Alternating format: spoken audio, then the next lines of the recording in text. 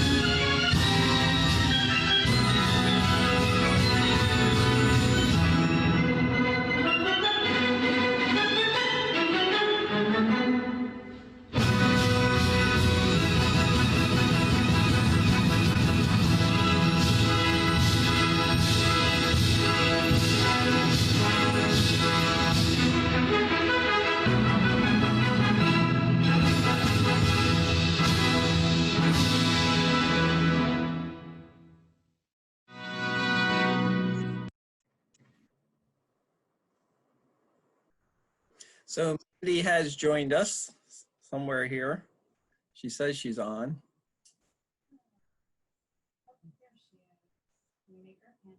Yep.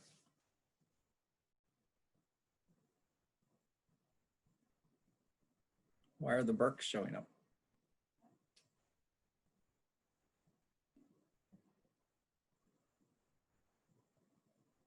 There she is. The smile of Mandy. You have to unmute yourself.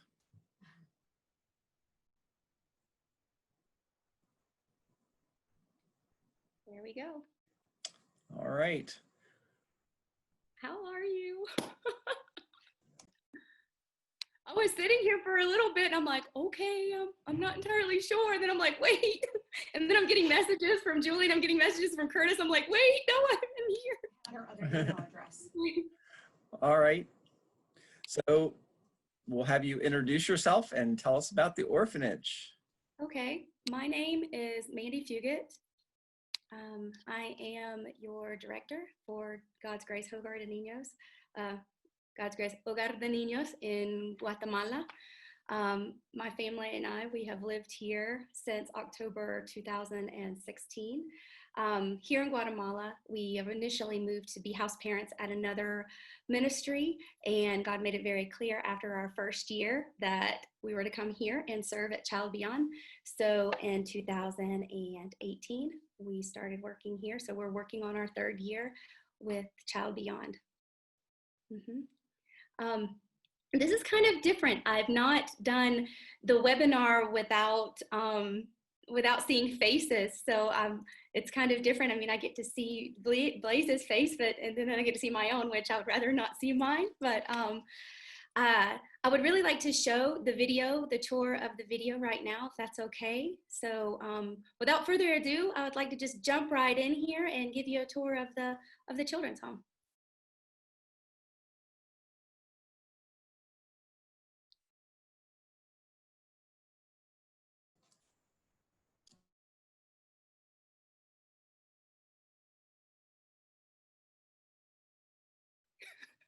You see Julie? Julie's like, what? It's my turn. Sorry, Julie. I hope everybody's had a great week. While Julie's loading everything up, I hope everybody's had a great week. We've had a wonderful week here in Guatemala. Everybody's on the mend. We had a little bit of, allergies and change of the season kind of thing last week and the week before. So everybody's doing really, really good now. Praise the Lord. Everybody is healthy and in the ministry. Praise the Lord. That's another praise. I get to share that with you. He's doing some really, really great things with our staff and with our kids. It's a really great cohesive feeling right now. I mean, there's just his peace is throughout the house, and it's a wonderful feeling to be able to go in and just have family there, because we're all just leaning on each other at this point. I mean, obviously we're under his wings and we're leaning on him the most, but we get to hug each other, which is a beautiful thing. We don't have to wear masks around each other because we've made a promise in the very, very beginning to take this very seriously. And we're not just protecting ourselves, we're protecting each other by following protocols and following the rules and doing what we're supposed to do. So it's a very beautiful thing it's very beautiful, just that in itself. So I do want you to interact with me. I really want to know questions that you have. You're going to get to see 2 videos tonight, one of the tour of the Hogar, and then you're going to meet Andrea and Ronald in another video. I want you to ask me questions, anything that pops into your mind. Please, any question you have is a great question.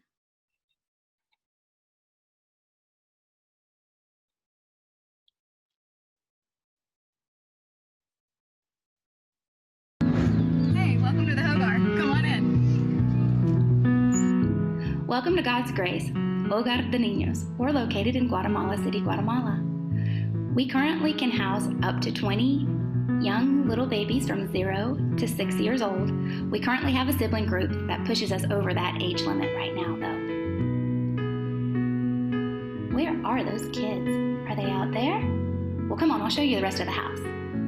Each one of our rooms, we have a room for babies, one for girls and one for boys. Each has a nanny bed so they don't sleep alone, and their own ensuite bathroom. This, obviously, is our baby room. Upstairs, we have our multi-purpose room. Come on, I'll show you. Welcome to our multi-purpose room. This is where we have our infant stimulation area, our classroom, our imaginative play area, our reading area, and our centers area. This is our centers and dress-up area. We love this room. This is where we come whenever it's raining outside or it's inclement weather. This is our classroom, our social worker's office and reading nook, and our infant stimulation area. This is where our babies will learn how to crawl and walk without much ado from the larger children. Behind that window is our doctor's office. This is where our doctor sees our children once a week. From anything from allergies to colds to minor cuts. She is a wonderful woman of God, and she really, really loves our children. We are very, very blessed to have her on staff. Our medicine cabinet is filled with our donations from you. We cannot thank you enough for all of your support and all of the ways that you love us through these medicines. Outside, where are those kids? This is our area where they ride their scooters and their bikes and they play outside. Let's go find those kids. Where are they?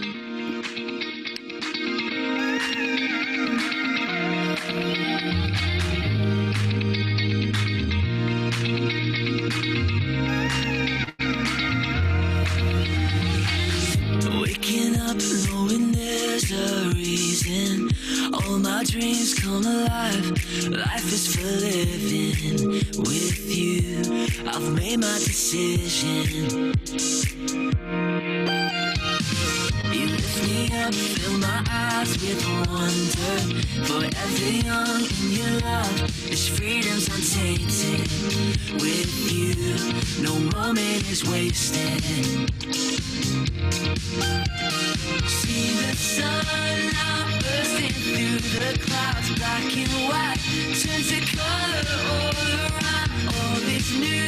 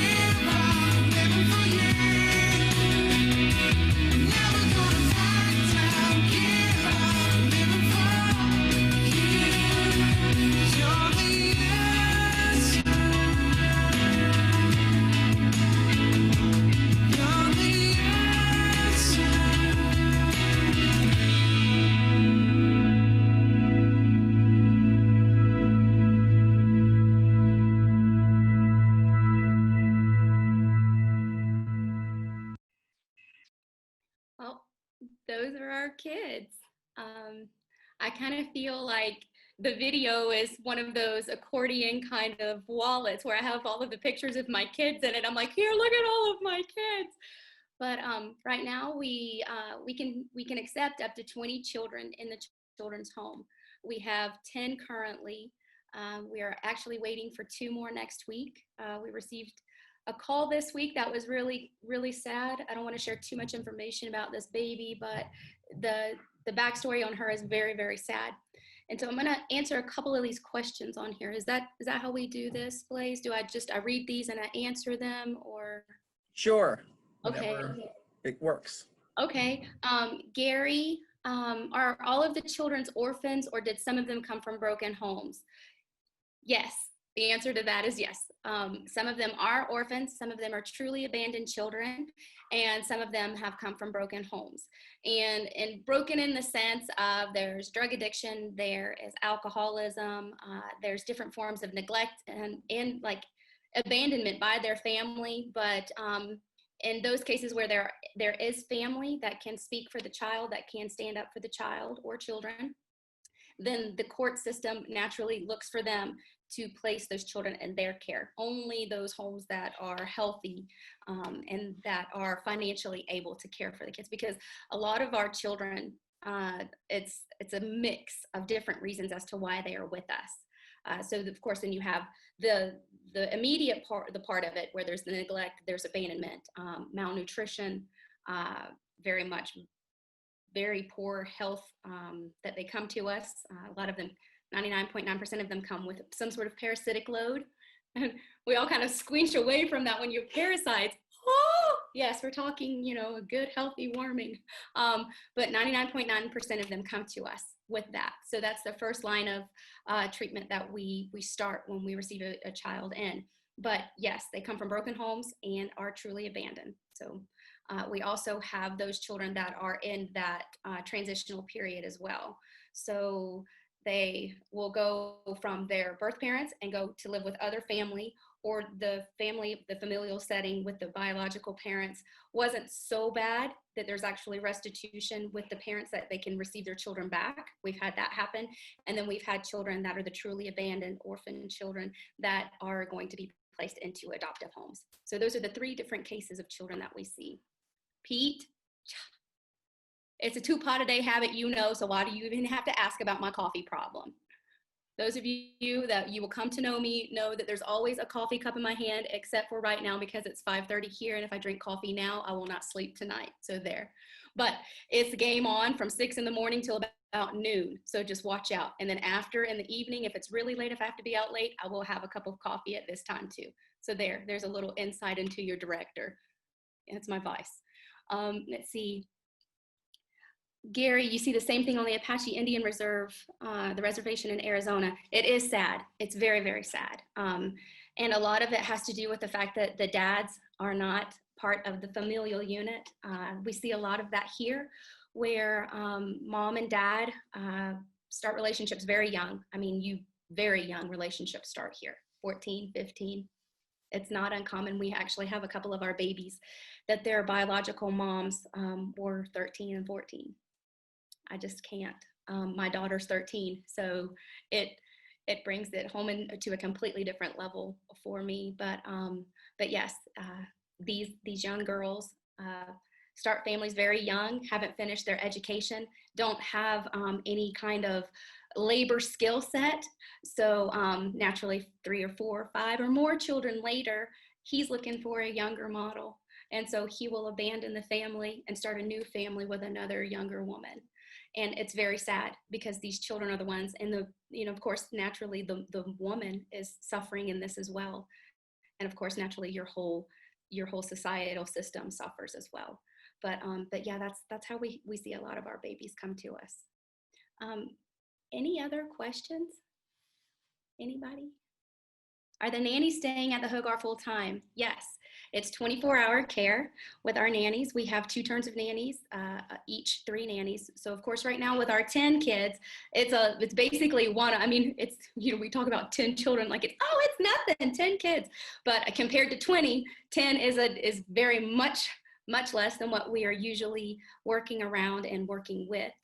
So right now it's basically one-on-one, especially when the babies are napping. Our older kids are definitely one-on-one time, which they are loving. And of course, they're not going to school right now because of the whole COVID thing. The whole school system is shut down here, except for online classes that we are actually having the children do through the government here, but they're not every day. They update classes, so they'll provide 10 new classes every 20 days. So we just put it into our program and then supplement with Teachers Pay Teachers, which I'm a very, I think I'm a gold star customer at this point for Teachers Pay Teachers, but our kids are loving it and they're super engaged. And it's really awesome because we're also implementing more English, into their curriculum as well. So it's actually helping our nannies as well. So it's it's a win-win-win all over the board. So it's exciting. But yeah, the nannies, they do sleep 24 hours with our children. And of course, it's 48 hours on, 48 hours off.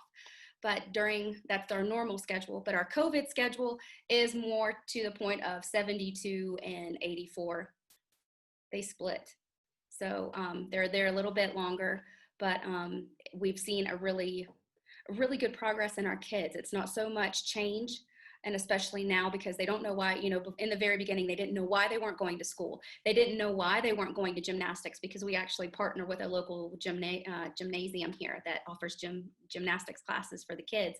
And they're like, why can't we go to gymnastics? And we're like, baby, I can't take you out of the walls of this Hogar, And so just trying to keep them entertained and trying to keep the focus off of everything else around. We don't watch television, like national television news channels. We don't listen to any of that in front of the children.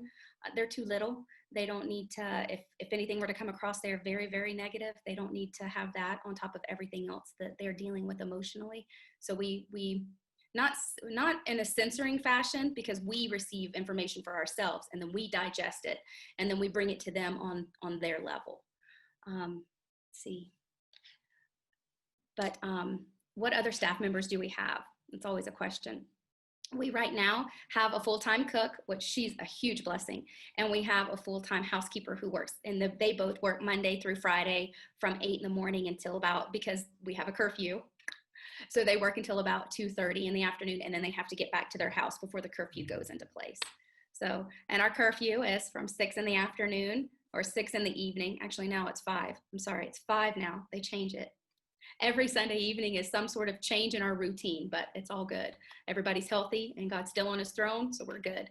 But from 5 in the evening until 6 in the morning, that's our curfew every day, except for Saturday, which is now from 2 till 6 in the morning on Monday. And we can't leave our house at all during that time. So it kind of changes things up the way that we do ministry here. We're sending, we can't go to church like in a physical sense. So we're sending our nannies, church services in Spanish. So they're getting it in their messenger. So they're getting fed, because obviously that's apart from all of the stuff that's like necessary, the need part. The main part for me is that our kids are receiving the word of the Lord. I mean, seriously, that they're getting God's word, that they know who Jesus is, what he did for them, what he did for all of us, and that he is our Savior, and that he's going to carry us through all of this, no matter what we come against in our lives, no matter whatever this COVID does, that he has us all and he loves us so very much. And they come to us with so much hurt and so many broken parts of their little beings. When they come to us, I liken it to, not that they are this, but I liken it to, we see these pictures of these rescued animals, right? Their eyes are dull. They have this posture that's timid and scared and afraid. And that's how our kids come to us. They come to us with dull skin. Their hair is dull. You can tell that they haven't had a good meal in a really long time, if ever. They come to us with dental decay if they're old enough to have teeth already. I mean, they come to us in really poor state, and their status is very poor. I probably will try to start speaking to you in Spanish. There's my disclaimer. I'm so sorry. But in that, we get to watch them.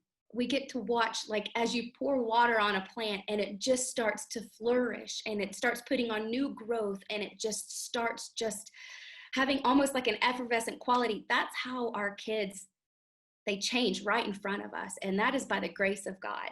And we know that every child that comes to us is a divine appointment, that none of them come to us by error. It doesn't matter what kind of crazy complicated case that their health is or that their life is. We know that God brought them to us to care for them specifically in the time that we have them. And we rest in that promise that he gives us, and we rest in trusting him that he has a plan. I mean, because there's days where it's super hard. It's super hard when we have a baby that's struggling and we don't really know why that baby has an allergy or what the baby has an allergy to. The baby just has a rash everywhere and is miserable.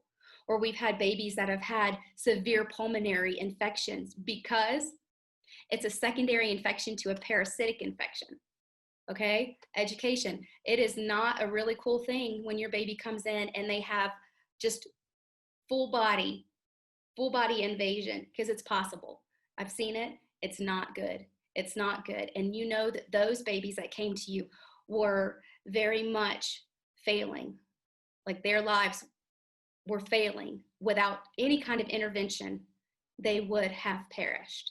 And to know that you get to see that baby walk, you get to see that baby run, you get to see the smiles and the glow of the skin and the new hair growth, and the child just blossoms.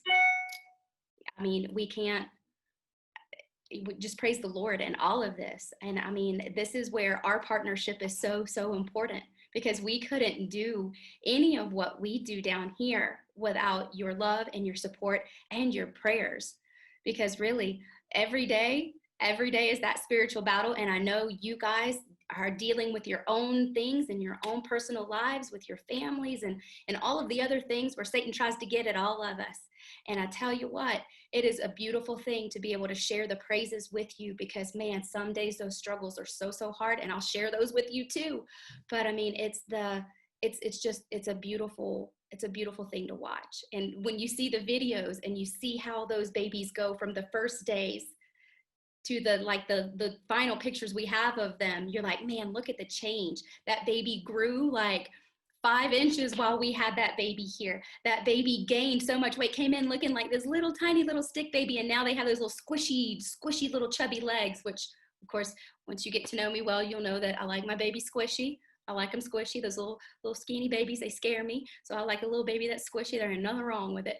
And so they are fed well with us, and this is all directly related to the support we receive. We're able to do this. We're able to provide a balanced diet for them, not just beans, not just rice, not just tortillas. Not that that's a bad thing, but fruits and vegetables are a very, very good thing.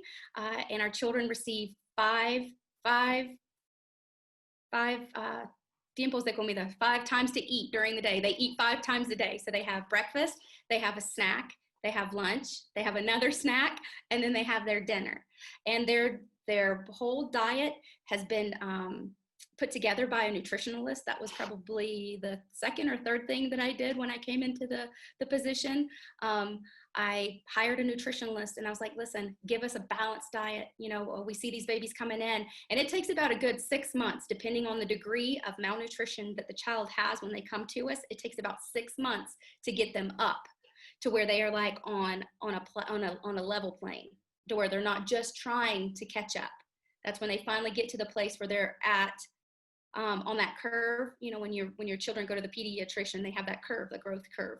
That's when they're on the curve where they need to be, where they can really start getting where they need to go. That's when they start gaining. It's because when they come to us, they're just catching up. They're just catching up. Like their bodies were so starved that you start just feeding it and feeding it and feeding it. And it's like that plant that hasn't been watered. It receives that water, and then it kind of, and then you just see it. And it does build, but it takes it a little while. So the diet, the nutritional plan really, really does help. And it has fruits, it has vegetables, and we're not just talking, you know, just like the ones that children normally enjoy. I mean, we're talking, it has beets, it has radishes, it has cabbage, it has broccoli and cauliflower, and, you know, all of them. And the kids just gobble it up, and they have meat every day, which is not a luxury, but oh my goodness, it is definitely a blessing. And so we're able to provide the protein that they need, not just in a bean form. Not that beans are bad, but it really does help them have a more balanced balanced diet so their bodies are getting all of the nutrients. Plus, they receive our Flintstone vitamin every day. Yes. Taking it back, maybe aging myself right now, but taking it back to the Flintstone days, yes, they do get their Flintstone vitamins, and those are all directly related to the donations that you guys bring when you come and visit. I mean, I know this is kind of a little different because this isn't actually in person, but I'm telling you, those donations really help us out so much, because a bottle of vitamins that you can buy in the States, that's probably, I don't know, $15-ish. I don't know. I haven't bought vitamins in the States in a while, guys. I'm sorry. But that price would cost us upwards of $40 to $50 here. And there's the sheer quantity of medicines and vitamins that we use, you can see how that would add up very quickly. So yeah, your donations are just amazing. Your support is incredible. Any other questions? So I have a couple of questions I've heard from people. What age can the kids stay at the orphanage? Okay. Our receiving age is 0, or obviously birth, to 6 years. Those are the ages that we will receive children in, except for those occasional times where we have a sibling. For example, we have a sibling group of 3. The younger siblings, when they came to us, were 3, 4, and the older sister was 6. So that was kind of pushing it. Now she is 7, and then they are 5 and 4. So, I mean, it's kind of pushed us over just a little, but I mean, that's perfectly within the age bracket that we can manage all of these children together. Now, when we start getting upwards of 10, 11, even 8 and 9 are kind of pushing our capabilities to be able to do this healthy for them and for all the other children. Because when you get to that age, you know, you start, you know, they need a little space of their own, because, you know, sleeping with a, you know, 3 or 4-year-old in the same room, it kind of gets a little, and depending on their past as well, we have to be very, very careful. We do have the profile where we can receive children that have been sexually abused. So naturally, these are the children that we need to watch with the other children as well, because that's just that cycle of abuse can perpetuate if left unguarded. But yeah, 0 to 6, and they don't age out with us. So that's a beautiful thing. And we haven't had the case where we have a child that's been with us for the duration yet.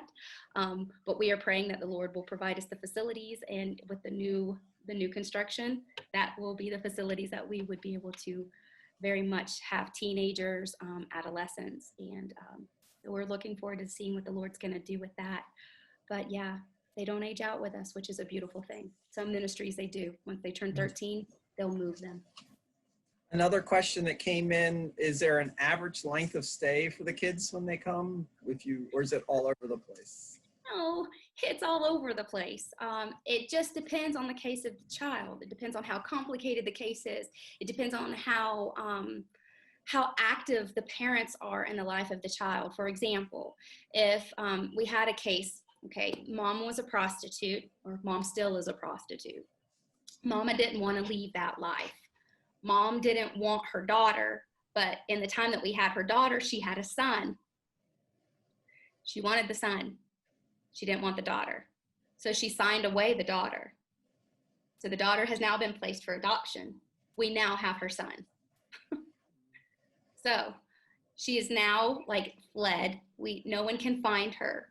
So this case, naturally, if she was available to terminate her parental rights, he naturally would go into the home with his sister. But we found a lot of the cases, you know, girls and boys, it's not an equal feeling for some families here. Unfortunately, there's higher value placed on a boy child than a girl child. I mean, and then there's, you know, different lifestyle things. But this situation, it's complicated. So we don't know how long he's going to be with us. Naturally, the first inclination that we would have would be, okay, he would just move right into the house with his sister. He would have a mom and a daddy. Mom would live the life that she so chooses. There's no judgment, okay? That's not our job. But, you know, if it's not an okay thing for the children, let them have stability. We will continue to pray for you, and the Lord will work his miracle in your life. But let the babies have stability. Let them grow in a healthy place. So that's a situation. We have, the truly abandoned babies, they're just waiting on the final documentation to be signed away. And then the adoption process begins. And once the adoption process begins, it's less than a year usually. We don't have a hard time placing our kids, which I think truly speaks to their health and their personalities, and they're just well adjusted, ready to go. Because it's in that time, those orphan babies, that's our time to really pour into them and prepare them for their forever families. And it just seems like when our kids are ready, it's like God just goes boom, boom, boom, and then provides the family. And I tell you, all of the families that our children have been placed with, those children look like those people. They look like those people. I mean, you would not see that couple with that child on the street and go, oh, they adopted that baby. You would think that those children belonged to that couple. They look like the husband, they look like the wife, whomever, but these children were made to be a part of their families. And to hear the adoptive parents' stories, I mean, it's incredible, their struggles that they've had and the hurdles that they've had to go through, and how the Lord was preparing them specifically for these children. It's just beautiful. And I mean, there's not a time that we sit and visit that we don't cry. I mean, because it's just His grace is covering all of us, not just these babies, not just us, not just them, but He just brings it all together in this beautiful. I mean, and we talk about, the Lord has a tapestry and we can't see this side of it and we'll see it on the other side. And it's beautiful, but man, some of the stuff that He shows us here is just incredible. So incredible. So another question is, in overall Guatemala, what's prenatal care like? Does that happen? No. Here in the city, I think we see more cases of prenatal care. Out rurally, it's not so much. Your health departments are your primary locations where women will receive any of their prenatal care and their postnatal care. So they're inundated. I mean, again, we're talking about having babies from the time you can start having babies until you stop being able to have babies. So 42, I'm gonna be there on Monday, y'all. Happy birthday to me. It's still a viable option to have babies here. I'm okay. Yeah, no more. I'm good. Hogar babies are all the babies we're good. My daughter's 13. But to know that is truly a possibility to continue that whole period having babies, that's a whole lot of children, especially if it's every year, every other year. That's a lot of children. And so it's just prenatal care is really not, I think they're starting to really focus more on women's care, but I mean, women's health care in general here, it's lacking. Yep. It's lacking. I saw a couple of videos about that that are out there that are pretty telling. Yeah. In terms of the lack of knowledge that even the ladies have. Yeah. But, Yeah. So another question was, are the adoptions all to families in Guatemala, or are there international adoptions also? There are no international adoptions, but if you are a foreigner like we are and have residency here in Guatemala, you can adopt. However, if you're a director of a children's home, you may not. There's a catch-20 there, or a catch-20, or whatever is it, catch-2020. What is it, what is it? It's a catch whatever? What is that? What is that phrase? I don't know. Catch-22. Catch-22. Yeah. It's that. But if you are a part of child care here in Guatemala, you cannot adopt. They will not let you. And if you have a pre-existing relationship with a child, you cannot adopt that child. So basically CNA takes your profile and places it with a child, and they do all of the logistical part of that. But the really cool thing, which I think the US and every country should get on board with, is adoption is free. I think that's beautiful. Yep. But again, they choose the family, they choose the child, they do all of that. But no, it's for Guatemalan families, or we're considered, the word that they use for us, for foreigners, is extranjeras. And if you are a foreigner and have residency here, doesn't matter where you're from, you can be from France or from Italy, but you have residency here in Guatemala, or American, yeah, you can do that. And then it's after 2 years that you can file for all of the paperwork to make your baby, your Guatemalan baby, then American citizen. So what does CNA stand for? It's the Consejo Nacional de Adopciones, which is the National Council for Adoptions. That's what it means. But CNA, it's the obviously it's a Spanish acronym, but it's the Council for National Adoptions, or National Council for Adoptions here. So. And then there was a question about when a child is replaced with a family that they came from or whatever. Is that on your responsibility to figure out? Is the court system figuring that out? Who's deciding whether that child can go wherever they're going? We're a team. No, really, it's by court order that we receive children. It's from a judge's order that we receive children. For example, if a mama were to leave a baby on our doorstep, we wouldn't be able to touch that baby. We wouldn't be able to bring that baby inside without a court order. So naturally, we would have to call the police, and the police would get involved, and then there would be a justice of the peace, and then we would receive the order for that baby. But what we find is there are investigators for the court, which are called the PGN, the PGN, and they are your Department of Children's and Family kind of investigators, where they go in and they do the home studies and they check the families out and they investigate the abuse in the homes. They're the ones who actually pull children out of homes that are being abused.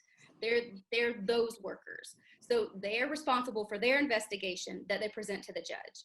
We're responsible for everything that we witness and everything that we have going on with the child, and we present that to the judge. Also, we have the opportunity to speak on behalf of the child and fight on behalf of the child if so necessary. For example, if we have a father, which we did have a father who was rather abusive to our staff members, not physically, but verbally, and he was just kind of, like angry. And of course, we naturally, through relationship and talking to him, we were able to develop a really good relationship with him. Later on, everything worked out just fine. But in the onset, they think that we are the ones that are responsible for having the children in our care. And we're like, no, it's not our fault. But let us help your child.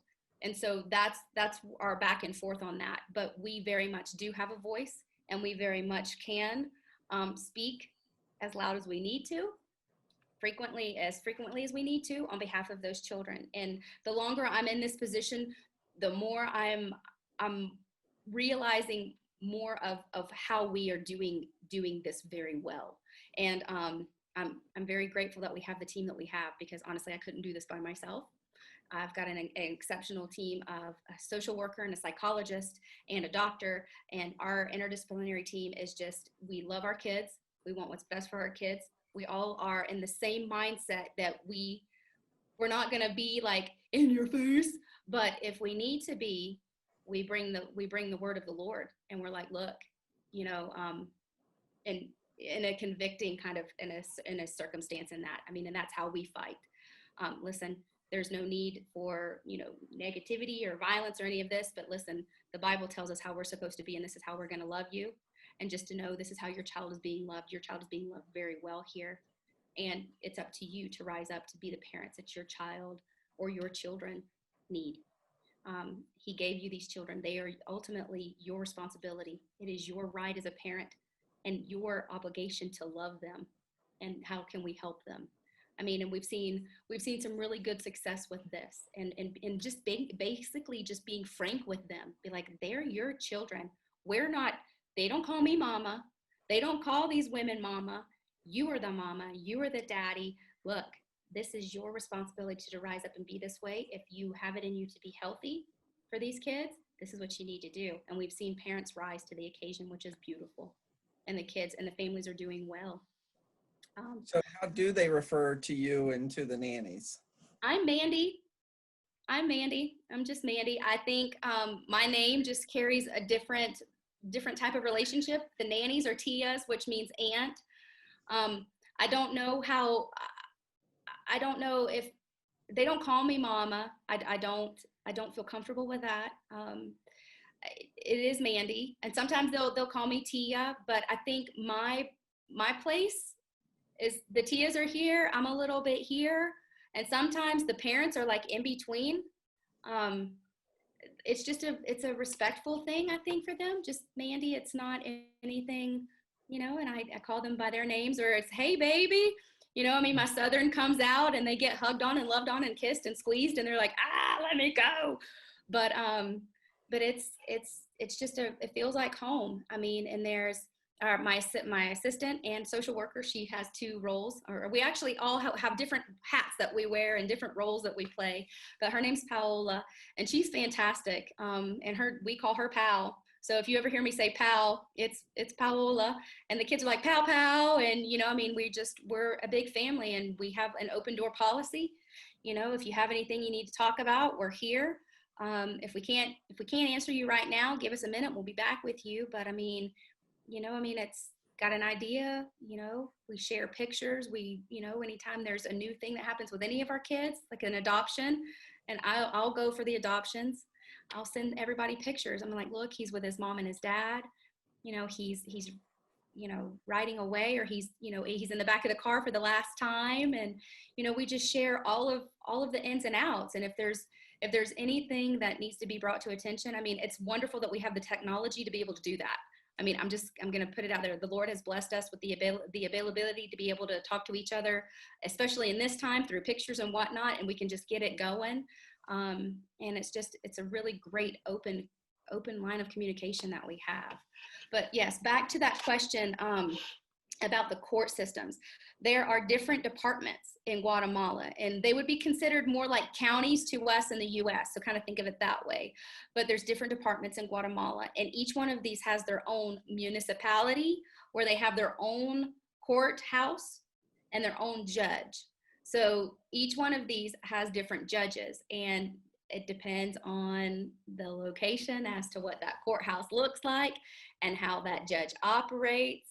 And some days you have one judge, and like on a Monday you'll have one judge in the one location, and the same location on Wednesday you don't have a judge anymore because the judge left their post. How's that even possible? But it is a thing. Especially now in this time of COVID, we have a courthouse that they're not celebrating. It's called celebrating audiencias, which is actually holding any court hearings for the next 3 weeks because they tested positive in their courthouse. So everybody in their courthouse is under quarantine. So there's that. And so that actually affects us. We got a couple of cases that we were getting ready to have processed, as well as receiving from Weiwei. So just please pray with us that our court workers and our judges stay healthy, because really it does affect our kids.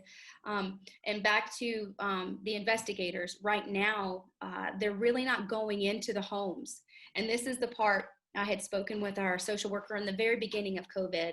And I'm not a doomsdayer, very much a realist. And I'm like, this is going to get worse. I'm just kind of preparing them. I'm like, this is going to get worse, this whole thing. When we go into quarantine, your children are going to be the first victims of violence, because that's just the way that it goes. When the parents are stressed, the children are naturally the ones that are going to be affected negatively in that. And so, we're seeing a lot of those cases at this point. The things that we're hearing, the things that are coming out of this, they're just not good. Not good. Any of the new cases that we're getting from now on are not going to be good. They're going to be very bad, I think. And so we're just preparing our hearts for that, because you hear these things, don't want to share too much, but you hear these things and it just breaks your heart. And then the Lord kind of pulls you up and says, now is the time to fight. This is the one that you fight for. And so we go, okay, we fight for that one. And it's kind of, it goes back to that story of there's all of the starfish on the ocean or on the beach, right? And you pick the one up, and but how is that affecting all of the other ones? It's not all the other ones that we're worried about. It's this one. And so we have 10 of these right now, and there's 2 extras that are coming to us, and we're just relying on him to bring the ones that he knows needs us. And it's kind of it is that when they don't need us anymore, he moves them, because then he opens up a space for the ones that need. And we see it. And It's incredible. The children who are reclaimed by their parents, do they ever come back to you? I would love to tell you no. I would love to tell you no. I would love to tell you that they live their lives forever in a happy place and that it's beautiful and they're well fed and they're well loved and they're well cared for. But no, we have received those that have come back to us, and that is hard. That is probably some of the hardest that we've ever had to deal with. We had a little boy last year, as a matter of fact. Pete, I don't know. Pete, do you remember, was Alejandro with us last year? Let me know if you remember Alejandro. He was the one that had like all the gaps in his teeth and he was like super bubbly and like all over the place. Anyway, Alejandro was his name and he came to us. Yes. Okay. So this is I'm talking about Alejandro, Pete. And so he came to us, his mama left him on a bus. Y'all, we're talking about like a public bus. He like rode the public bus like all day long, and he's 5. He was 5 at the time. She left him on a bus. We're like, maybe she forgot. Maybe she got, because there's crowds. I mean, we're talking about throngs of people. We're talking about like a big concert stadium getting out, or a big football game getting out, and people on top of people. This is like every day in the city, except for now, it's different. But then that's how it was. I mean, people just everywhere. Maybe he got on the bus. Maybe he got on the wrong bus. We're just trying to be, pragmatic in this, because he looked clean. He was, relatively healthy. He had some, dental problems, but that's a thing. They give babies coffee in bottles here. And Coke in bottles here. So dental issues are a thing. But his aunt picked him up because his mom obviously was alcoholic problems, all of these things that came to light later. His aunt came and picked him up. This beautiful reunion, thought everything was great. That was in July. She picked him up. She brought him back in September, or we got a call in September from the courthouse because they knew that we had a relationship with him and asked if we could take him again. And we're like, well, what happened? The aunt supposedly went to the U.S. Later found out that the aunt didn't go to the U.S. The aunt was still here. She just didn't want him and didn't want to care for the mom. That. And so we had him for probably another, almost a year. Like a couple months ago he left. But went to go live with another family member, with his grandma. And we haven't heard anything else. But that's heart-wrenching. I mean, because you take a kid who was like super excited and he came back and he was a completely different child. He was that beat down, sad eyes, just the timid posture. He didn't talk to us probably for the first week, hardly ate. So yeah, no, unfortunately, sometimes we see them again. We had that sibling group of 3, supposedly were going to be adopted by some family members. She took them on a Friday. She called me Saturday night and was like, I can't do this. She brought them back to the courthouse on a Monday. We still have them. Yeah, that. And I'm telling those kids, they're that sibling group of 3, they're hard. I'm not gonna lie. They test you, and if you don't eat your Wheaties, you know it. But they're kids.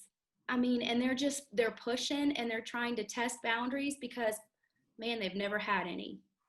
They've never had any boundaries, and they've never had a consistent love. They've never known the love of the Lord. I mean, they are like such avid listeners, and they just want to know more. They're so hungry and thirsty for the word. It's just beautiful. But man, they're busy. She, the oldest sibling, she's our only medicated child. She has ADHD and or ADD and ADHD. ADHD.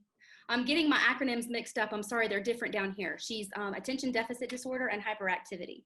So that's a hard lot for a little girl. And I mean, once she's regulated on her medicine, she's an angel. I mean, she's super smart. She's a perfectionist, which I can only imagine how that messes with her when she's not regulated, being a perfectionist and not being able to get it right. Oh my word, poor baby. But her brother, he was born with his intestines on the outside. I mean, each one of these kids comes with their own like past trauma, but just in one sibling group.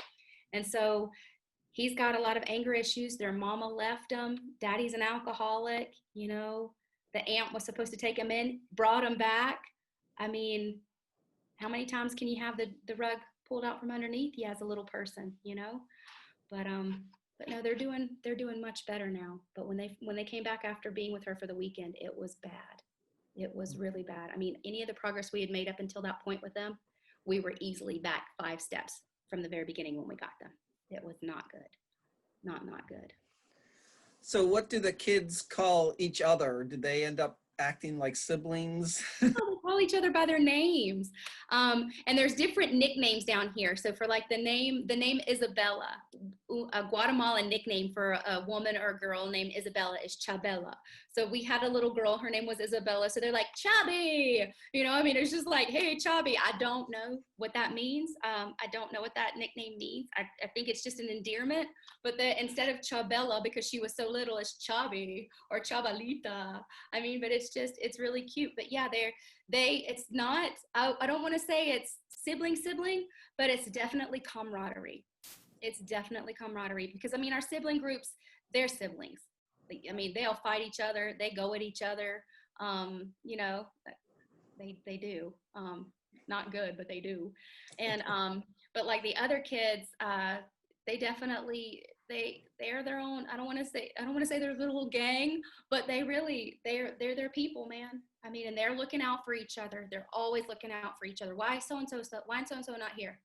Where's so-and-so? Like I took one of them to the doctor before COVID and they're all like, what are you doing? Where are you taking him? And I'm like, he's got an appointment with his allergist, yo, calm down, I'll be back. And they're like, where's he going? I'm like, we're gonna go, and you know, and of course, then I have to go through the whole thing. Remember the doctor that you went to the other day? Well, he's going to the doctor just down the hallway. Oh, okay. You know, they're just looking at me, I'm like, I'll be back. He's not going anywhere. But they do, and like when they're leaving, like when Isabella and her brother left, they knew that they were gonna go with their aunt, which is a beautiful thing. It's a beautiful story. But they were like, hey, I'm leaving. And they knew that they were leaving like 2 days before. So all the kids got to say goodbye. They got to work through because, you know, obviously there's a lot of questions. Why can't I leave? Why is my mom not coming to visit me? Why can't I go live with family? Why am I still here? When is it my turn? That question, when is it my turn? And to look at a baby and go, I don't know. That hurts because you're like, man, I wish I could give you like 20 minutes, an hour and 15 minutes, 2 weeks. But I mean, a lot of our kids, they're just in that stasis, that holding pattern. And it's really hard on them. So we love on them. We don't give them answers that are not the truth. And we definitely give them the stories in the Bible that like, listen, the Lord did this with these people. Like he took a boy shepherd and made him a king. Look, he took a little boy and he killed a giant. Imagine what you can do with faith in the Lord. You know, I mean, just giving them those stories and to watch their little wheels start turning and, you know, just go, oh, you know, that's right. And then have them come back and tell you part of that story again. That's beautiful. But yeah, I wish I could say that they never come back to us. I wish that I could say that there's just a lot of hurt. I mean, every little person that comes to us comes with a bag of hurt. And so we just have to, and a lot of the times we don't know when their birthdays are. And so you'll see a video of Ronald and Andrea and like their ages are supposed, because we don't know, because they were truly abandoned children, when their birth date is exactly. So we just kind of go, okay, it's maybe this month and this year. So that's just what we do. And so we celebrate their birthdays once a month. So we have one big birthday celebration a month. So whoever has an adult or child who has a birthday within that month, they get their birthday crown. We have cake, we do balloons, and our bigger kids, they help us decorate. So everybody's a part of it. And we just celebrate each other. And that's how we do it, because to try to get down to a specific date, a lot of these kids, we don't have their birth certificates. Some of them, we never receive their birth certificates. Some of them, we never really know how old they are, what their traumas really are. I mean, we see a lot of manifestations come to the forefront. The longer they're with us, the more we see things. And we're like, oh, okay. So it's just working through all of their individual cases, which we're all different and we all manage things differently. Yeah. So And the story with Andrea is just, it's miraculous. We received the call for her last October, and because they'll call and ask if we have space open. And so in October, we received the call for her, and I was like, yeah. And she was 6 months old at the time, supposedly 6 months old at the time. They told us 4 months. I think she was closer to 6 months, but she was the size of a 3-month-old. And so, or even smaller. And so we didn't get her until January because she got really, really sick and had pneumonia. And so she was sick all those weeks, those 2 months, or almost 3 months before we got her. And so she is super malnutrition. She came to us with super malnutrition.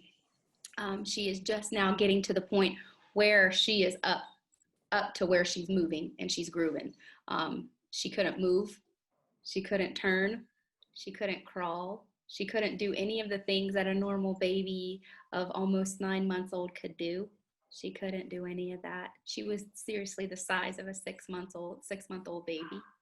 And that's stretching it. I mean, she was probably closer like 4.5, 5 months old. I mean, she was tiny, tiny, tiny, just totally emaciated. And so now we're getting her to a place where it's good. And again, it is that 6-month mark where you see them. They go from, okay, building, and then you really start seeing them really do good stuff. And she's running. You saw her. I mean, she thinks that she's the bee's knees, and she will play hide and seek with you, and she'll run from you. She thinks it's the funniest game ever. But man, we're so proud of her. And I mean, this has been within the past month that she's really started moving and started gaining weight. And we're excited. I mean, we celebrate ounces a week, an ounce or 2 a week, we're celebrating it. We're like, that is good. She's putting on the weight, she's keeping it on, and she's gaining. And so I can't wait to see her little squishy legs. I'm serious. I cannot wait to share that with you. Those little legs just filling out and getting rolls and being all chunky. I don't even know if she has it in her genetic makeup to be that way, but we're going to try. But yeah, I mean, she's no fault of her own. She didn't ask to be brought into this world. And she just wants to be loved. And she is that little kid. She'll love on you. She's got the cutest little giggle. I'm proud of her progress. I really am. It's a praise. The Lord, he knew we needed an Andrea in our house, and we're just loving her to bits. She's precious. And then Ronald, his story is really sad. And so, I mean, he had just recently been born. He was brand new. They put him in a bag and they tossed him into a ravine. And the neighbor heard like this muffled noise. And so called the investigators. They came out and found this baby in this bag. And he's got scars on his ankle. I'm assuming, I mean, we don't have all of the information because he went directly to the hospital, but I'm assuming it was a compound fracture from the way that it looks to me.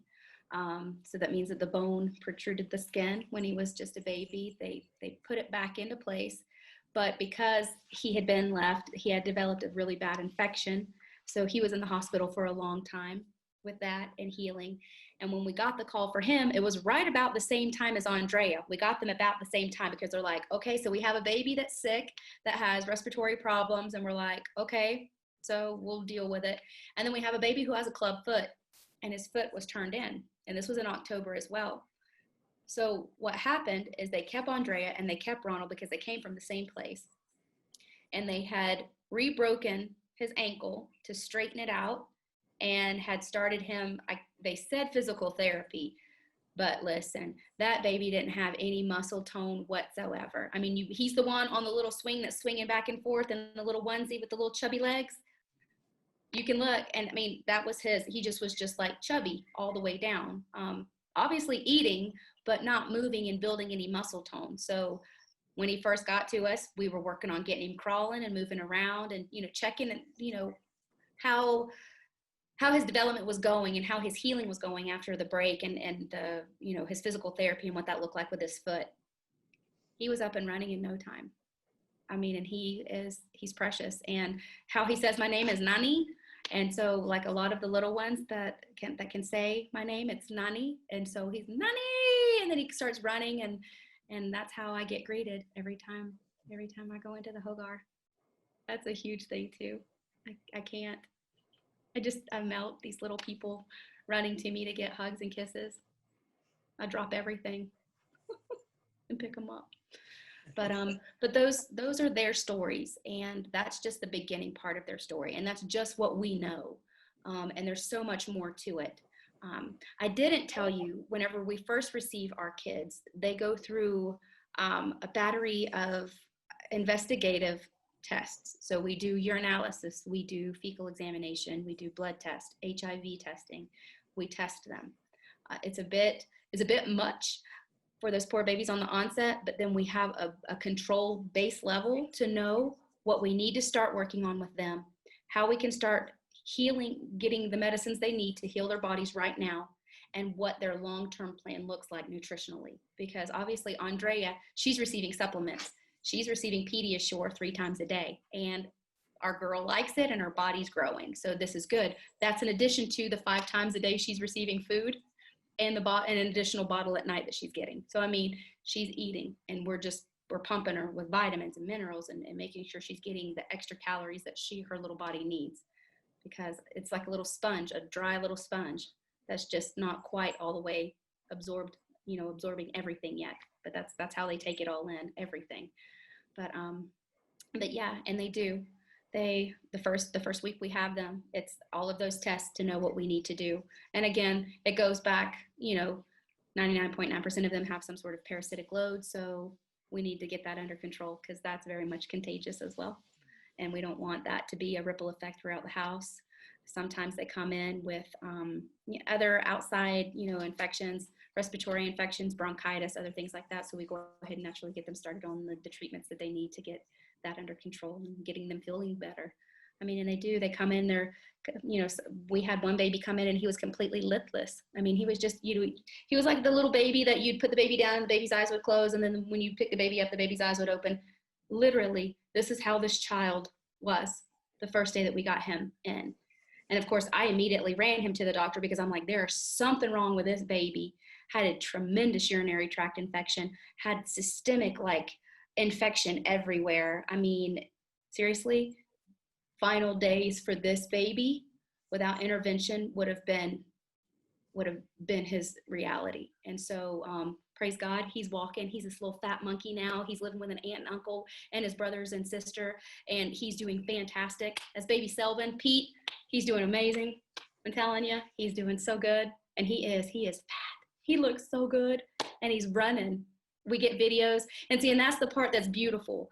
When we establish these relationships with families, they send us videos, and we have a communication with them that we can be like, hey, how's everything going? And they send us pictures, and we have that back and forth. And how can we pray for your family? And they're like, we are praying for your ministry. And I think it is just beautiful, the framework that the Lord is putting into place for us, because some days, again, it is a hard job some days, and some days the joy is just it surpasses everything. But man, some days those lows are pretty low. I mean, and we just rely on our Lord to carry us. But man, so many stories. I could just sit here and talk to you all night long. And I know we're probably way past that 1 hour mark, but I just thank you for your time, and I thank you for your love and your support. Seriously. Do you test for drugs? With the children? Yeah, I guess if they're addicted through their parents. Praise the Lord. We've not. Okay. We've not had that. Praise the Lord, we've not had that. We've not had a child that has had withdrawal problems. Praise the Lord. No, we haven't had that. And I'm probably going to counter that with a comma yet, because I'm sure somewhere along the line we will. But we've seen babies that are just toddling, that have burns on the bottoms of their feet because their mamas let them walk in the city barefoot on hot concrete. We've seen it. I mean, lice, all the things, all the skin things, scabies, all the things. We've seen it. We see it. And it's just, we just bring them back up. We get their systems back healthy, and we treat the things, and then we pour the word into them. And that's it. So Pete wanted to know, since you don't have mission teams going down, how are you doing in terms of medicine and vitamins? We are using our reserves and we're getting low. we I don't know what this looks like for us, honestly. I do know we did a trial with Amazon, but man, the shipping was crazy on that. I don't know if that would be something that we would do in the future, if there would be some sort of bulk boxing, we would be able to send down boxes that way. There's a thing called Guatemala Digital that we've been trying out. It's kind of like a Guatemala Amazon. We're trying out that to see if that works, what that would look like. Because basically they order the stuff the stateside, it gets sent to a shipping place in Miami, gets sent here to Guatemala. So it's basically Amazon, but you're not paying all of that freight.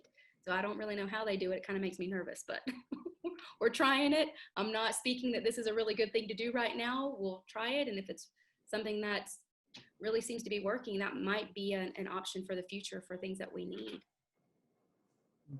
But no, we listen, we love your donations, but we miss you. Literally, we miss you. We miss you coming. We miss hugging you. We miss, and there's a lot of you that I have not even met, but just know I'm a hugger. So when I do finally meet you and be able, and I'm able to wrap my arms around you, I'm going to squeeze you. Prepare yourselves for all of this time. It's coming. Pete can testify, but no, I mean, we miss being able to hear how the Lord moves in your lives, the week that you're here, or the time that you're here, and what he's done on the forefront of your trip, and what he does on the after part of your trip, and how it changes the way that you look at things, and your worldview will obviously change. And the world orphan movement, this will change the way that you look at it.